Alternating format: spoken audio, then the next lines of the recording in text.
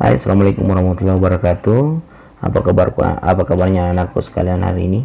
Jadi hari ini kita masuk di tema 2 ya, muatan IPA. Materinya itu adalah sistem pernapasan pada hewan, kelas 5B SD Impres Bares 1, bersama saya Pak Rizkal, wali kelas 5B. Jadi jangan kemana-mana, kita akan lanjutkan dengan pembahasan materi berikut. Jadi kita lanjut ya. Jadi pernapasan pada hewan itu sebenarnya sama dengan pernapasan pada manusia, tapi terkadang ada hewan yang lain ya, agak lain dari pernapasannya daripada manusia. Kalau yang pernapasannya sama dengan manusia itu namanya hewan mamalia ya. Makanya kita akan membahas beberapa hewan lain yang sistem pernapasannya itu berbeda dengan sistem pernapasan pada manusia. Oke, yang pertama adalah seperti manusia, hewan juga bernapas untuk mengambil oksigen dan membuang karbon dioksida. Namun sistem pernapasan pada hewan berbeda dari manusia. Bahkan sistem pernapasan pada hewan pun berbeda-beda sesuai jenisnya. Jadi tidak semua hewan itu sistem pernapasannya sama. Ya, berikut sistem pernapasan pada beberapa jenis hewan. Jadi di layar kita lihat yang pertama adalah alat dan sistem pernapasan pada cacing tanah atau vermes. Cacing tidak mempunyai alat pernapasan khusus. Cacing bernapas melalui permukaan kulit. Kulit cacing selalu basah dan berlendir untuk memudahkan penyerapan oksigen dari udara. Oleh karena itu, cacing menyukai tempat lembab untuk menjaga supaya kulit tubuhnya selalu basah dan berlendir. Kenapa? Karena kalau kulit tubuhnya itu tidak basah, maka cacing itu akan sulit untuk bernapas. Di bawah permukaan kulit cacing yang tipis, itu terdapat pembuluh udara. Saat udara masuk melalui kulit, oksigen diikat oleh darah. Pada darah cacing terkandung hemoglobin sehingga mampu mengikat oksigen. Oksigen diikat oleh hemoglobin lalu diedarkan ke seluruh tubuh. Perlu diketahui hemoglobin itu adalah sel darah merah ya. Lanjut, saat sisa pembakaran berupa karbon dioksida itu kemudian dan uap air dikeluarkan dari tubuh juga memulai melalui permukaan kulit. Jadi cacing ini adalah hewan yang lain daripada yang lain. Jadi dia bernapas itu melalui kulit. Dia menghirup udara dari kulit, kemudian mengeluarkan juga karbon dioksidanya itu melalui kulit juga. Jadi di sini digambar, coba anak-anakku sekalian bisa lihat gambar cacing yang utuh. Kemudian yang di sebelah kanan itu adalah gambar cacing yang diperbesar jaringannya ya. Jadi di situ ada kulit cacing, ada namanya kapiler. Jadi O2 atau oksigen itu masuk itu ada tanda panah masuk melalui kapiler, kemudian disebarkan ke seluruh tubuh, kemudian melalui kulit cacing juga CO2 atau sisa pembakaran atau karbon dioksida itu kembali dikeluarkan melalui kulit. Oke. Jadi kita lanjut ya. Kemudian yang kedua adalah alat dan sistem pernapasan pada serangga atau sering kita sebut dengan insekta. Seperti hewan lain, serangga bernapas dengan menghisap oksigen dan melepaskan karbon dioksida. Namun alat pernapasan serangga berbeda dengan hewan lain. Alat pernapasan serangga berupa trakea, yaitu sistem tabung yang memiliki banyak percabangan di dalam tubuh. Percabangan trakea disebut dengan trakeola. Trakea menyedarkan oksigen langsung ke semua sel tubuh dan organ serta menyerap karbon dioksida dari semua sel tubuh untuk dibuang kembali keluar tubuh dalam bentuk karbon dioksida atau CO2. Udara memasuki trakea melalui pori-pori kecil di permukaan tubuh serangga. Jadi di permukaan tubuh serangga ini ada pori-pori kecil. Pori-pori kecil ini disebut dengan spirokel. Selanjutnya, udara beredar melalui pembuluh udara kecil. Sel-sel tubuh mengambil oksigen langsung dari pembuluh udara kecil itu. Karbon dioksida dari sel akan mengalir ke trakeola, lalu dibuang melalui lubang spirokel kembali, seperti itu, dan seterusnya berulang, menghirup oksigen dan membuang karbon dioksida. Jadi untuk lebih jelasnya bisa dilihat pada gambar pada layar ini, yang mana dimaksud dengan pori-pori kecil itu yang disebut dengan spirakel. Oke, kemudian selanjutnya yaitu alat dan sistem pernapasan pada ikan atau sering disebut dengan fishes ya. Semua makhluk hidup termasuk ikan memerlukan oksigen supaya tetap hidup. Pengambilan oksigen ini mulai proses pernapasan yang melibatkan organ pernapasan. Ikan bernapas dengan organ khusus yang mirip seringan disebut dengan insang. Kenapa? Karena ikan itu hidup di bawah air, namun di bawah air itu tetap ada oksigen, namun dibutuhkan alat khusus atau organ khusus untuk menyaring oksigen yang ada di dalam air, itu namanya insang. Insang berbentuk lembaran tipis berwarna merah muda dan selalu lembab ya. Jadi mungkin kalian sering lihat pada saat ibu di rumah membeli ikan, ada di bagian kepala itu sebelah kiri dan kanan warna merah berbentuk lembaran-lembaran, itu yang dimaksud dengan insang. Lanjut, insang terdapat tepat di belakang rongga mulut pada kedua sisi kepala ikan. Biasanya insang dilindungi oleh selaput atau rangka yang disebut tutup insang ya, yang bagian luarnya itu. Di balik tutup insang ini terdapat 4 deret insang yang saling tumpang tindih. Pada insang terdapat pembuluh darah halus. Pembuluh darah itu dapat menyerap oksigen yang terkandung di dalam air dan melepaskan karbon dioksida dari darah. Insang juga berfungsi sebagai alat pengeluaran garam-garam dan sebagai penyaring makanan. Untuk memperoleh cukup oksigen, mulut ikan dan insang bekerja bersama-sama seperti pompa isap air. Pertama-tama tutup insang menutup secara bersamaan, mulut terbuka dan dinding mulut mengembang ya, seperti itu. Saat itulah air terisap masuk. Kedua rongga mulut menyempit dan mulut menutup secara bersamaan. Tutup insang terbuka ya. Akibatnya air keluar dari mulut dan melewati insang kembali. Saat itulah oksigen dari dalam air terserap dan karbon dioksida kembali dikeluarkan. Jadi di sini ada anatominya. Anatomi insang itu yang pada gambar yang di kiri ada namanya lengkung insang, itu ada yang warna merah namanya operculum. Kemudian coba lihat tanda panah yang warna biru itu adalah aliran air yang masuk ke dalam mulut. Kemudian ke samping ada namanya lengkung insang. Kemudian organisasi filamen insang. Kemudian di situ ada pembuluh darah. Kemudian filamen insang yang lembar-lembaran itu yang menyaring oksigen. Oke, kita lanjut. Kemudian di sini ada gambar lagi rahangnya itu atau rahang ikan itu pada mulut. Kemudian insangnya itu yang warna merah sebelah kiri dan kanan. Tutup insangnya itu ada di bagian luar. Ya, pada gambar kiri di atas ditunjukkan saat pernapasan dimulai. Saat pernapasan dimulai, mulut ikan membuka dan rongga mulut mengembang untuk mengisap air ya, seperti itu. Gambar anak panah biru menunjukkan aliran air masuk ke dalam rongga mulut. Jadi anak panah biru itu yang masuk dalam mulut itu adalah gambar air yang masuk dalam mulut yang mengandung oksigen.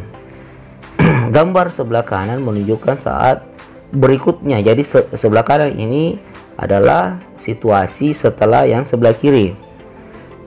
Mulut ikan menutup dan tutup insang membuka. Oke, yang sebelah kiri ini kan tutup insangnya tertutup, kemudian pas yang sebelah kanan itu mulut ikan itu menutup, sebaliknya tutup insangnya itu membuka ya. Gerakan mulut ikan dan tutup insang itu secara bersamaan memompa air keluar dari rongga insang. Anak panah biru, coba lihat anak panah biru yang lari keluar itu menunjuk ada air keluar melalui insang. Jadi disitulah karbon dioksida ikut keluar. Oke, kita lanjut ya. Yang keempat, alat dan sistem pernapasan pada hewan amfibi. Jadi amfibi ini adalah hewan yang bisa hidup di air dan bisa juga hidup di darat. Oke, contohnya adalah katak. Jadi kita sering menyontohkan hewan amfibi itu dengan hewan katak. Katak termasuk hewan amfibi, yaitu hewan yang hidup di darat dan di air saat masih berupa kecebong. Jadi ingat, katak ini dia ada namanya metamorfosis pada perkembangannya atau proses kelahirannya ya. Jadi dia lahir dari telur itu tidak langsung jadi katak, tapi ada prosesnya, mulai dari telur kemudian menjadi berudu, kemudian setelah berudu menjadi kecebong, setelah kecebong menjadi katak berekor. Jadi kecebongnya bersama dengan katak berekor, kemudian selanjutnya menjadi katak dewasa yang sudah lengkap. Oke, kita lanjut. Katak hidup di dalam air dan bernapas menggunakan insang. Insang kecebong terletak di luar tubuhnya dan terdiri atas lembaran-lembaran kulit halus yang mengandung kapiler darah. Jadi sama yang digunakan dengan insangnya. Setelah berumur 9 hari, kecebong bernapas menggunakan insang dalam. Insang dalam akan menyusut seiring mulai berfungsinya paru-paru, dan katak muda pun tumbuh menjadi katak dewasa. Ya, katak dewasa bernapas menggunakan paru-paru dan permukaan kulit. Di dalam paru-paru terdapat banyak gelembung udara yang sangat kecil, berselaput dan penuh dengan kapiler darah. Di dalam gelembung udara, oksigen diserap dan karbon dioksida dikeluarkan. Selain dengan paru-paru, katak juga bernapas melalui kulit. Permukaan kulit katak selalu basah agar memudahkan penyerapan oksigen dari udara. Jadi yang kalau kulit ini hampir sama dengan sistem pernapasannya tadi cacing. Oke, kita lanjut ya. Kemudian yang kelima, alat dan sistem pernapasan pada reptil. Biasanya kalau reptil ini kita sering contohkan dengan ular ya. Hewan yang termasuk jenis reptil diantaranya adalah ular, kadal, cicak, buaya, dan biawak. Reptil bernapas menggunakan paru-paru. Udara masuk melalui hidung, lalu ke batang tenggorokan, lalu ke paru-paru. Jadi coba dilihat bagian ular ini ada paru-parunya. Kemudian paru-paru reptil terletak di dalam rongga dada dan dilindungi oleh tulang rusuk ya. Ini hampir sama dengan manusia. Paru-paru reptil sederhana dengan beberapa lipatan dinding yang dapat memperbesar permukaan paru-paru. Namun paru-paru kadal dan buaya lebih kompleks dengan beberapa belahan dan bertekstur ya, seperti spons ya. Jadi kadal dan buaya itu lebih bisa dikatakan lebih lengkap, lebih kompleks paru-parunya, susunan paru-parunya daripada ular. Karena memang karena buaya itu sistem tubuhnya itu bukan sistem tubuh ya, maksudnya alat geraknya itu lebih lengkap daripada ular. Oke. Kemudian lanjut pada reptil yang sering berkubang seperti buaya, lubang hidungnya dapat ditutup selama menyelam.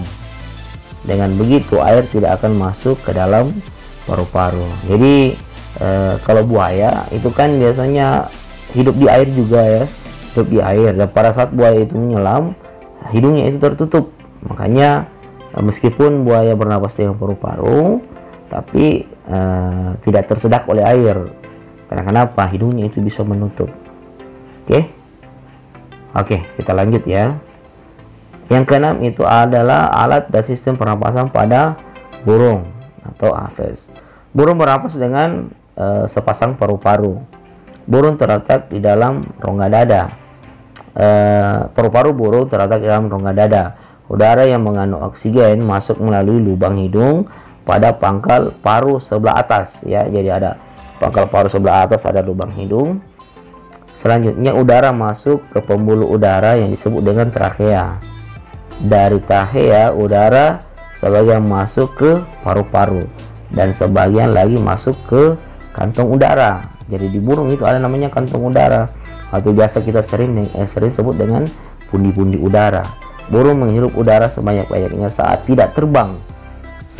Sebaliknya saat terbang burung tidak menghirup udara lagi. Usaha udara diembuskan dari kantong udara ke paru-paru. Jadi sistemnya begini. Pada saat burung itu tidak terbang, burung itu menghirup udara lebih banyak, atau bisa dikatakan sebanyak-banyaknya, dan sebagian dipakai bernapas, sebagian itu disimpan di dalam pundi-pundi udara.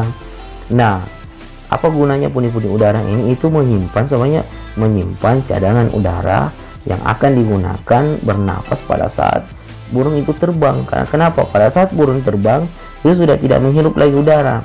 Jadi burung pada saat terbang itu bernapas menggunakan oksigen yang ada di dalam pundi-pundi udara yang sudah diisi pada saat sebelum terbang. Seperti itu, kurang lebih seperti itu. Lanjut ya. Jadi sini ada gambar ya. Di sini ada gambar, bisa dilihat sendiri. Yang mana yang dimaksud dengan pundi-pundi udara, yang mana yang dimaksud dengan paru-paru. Jadi di situ ada jalurnya. Jadi jalurnya di situ udara masuk dari hidung, masuk melalui trachea, kemudian sebagian dipakai bernapas, sebagian itu dimasukkan ke dalam kantung udara atau pundi-pundi udara. Dari pundi-pundi udara itu ada jalur ke paru-paru, ya, ada jalur ke paru-paru. Begitu ya. Dan di sebelahnya juga itu ada pada saat kantong udara kosong, paru-paru itu terisi. Seperti itulah. Jadi seperti yang saya jelaskan tadi. Jadi pada saat terbang burung itu tidak bernapas melalui hidung. Artinya tidak menghirup udara melalui hidung, tapi dia bernapas mengambil udara dari pundi-pundi udara yang ada pada yang sudah diisi sebelum terbang. Kantong udara burung berfungsi sebagai tempat penyimpanan udara. Saat tidak terbang, burung menghirup udara sebanyak-banyaknya. Udara yang dihirup itu kemudian disimpan dalam kantong udara. Saat terbang, burung tidak menghirup udara, melainkan mengambil dari kantong udara. Nah, seperti saya jelaskan tadi ya. Kemudian kantong udara juga membantu burung saat terbang, membantu mencegah hilangnya panas tubuh yang terlalu besar dan memperkeras suara.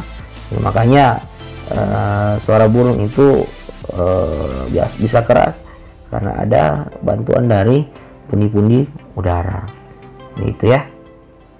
Kemudian yang terakhir ada namanya mamalia ya, alat dan sistem pernapasan pada mamalia. Mamalia adalah jenis hewan menyusui anaknya. Jadi kalau dikatakan hewan apa itu mamalia, hewan itu adalah mamalia itu adalah hewan yang melahirkan dan menyusui anaknya. Ada dua jenis mamalia, yaitu mamalia darat dan mamalia air. Mamalia darat misalnya kambing, sapi, kerbau, dan kuda.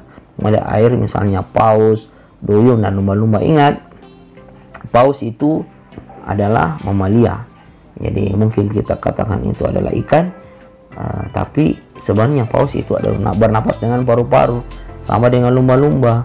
Jadi jangan katakan lumba-lumba itu ikan ya, tetap dikatakan lumba-lumba. Karena lumba-lumba itu adalah hewan mamalia yang bernapas dengan paru-paru, bukan insan. Di sini ada gambar-gambarnya ya. Alat pernapasan mamalia darat terdiri atas hidung, pangkal tenggorok, batang tenggorok, dan paru-paru. Perhatian gambar organ pernapasan kuda berikut. Jadi ingat, nanti kita akan jelaskan sistem pernapasan selengkapnya pada mamalia itu pada saat kita belajar tentang sistem pernapasan pada manusia.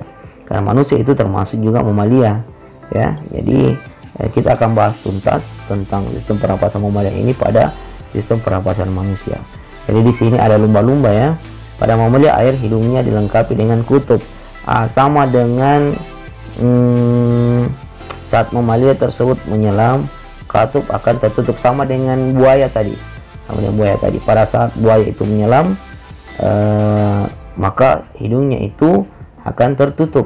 Tapi buaya itu bukan mamalia, tapi buaya itu adalah reptil ya.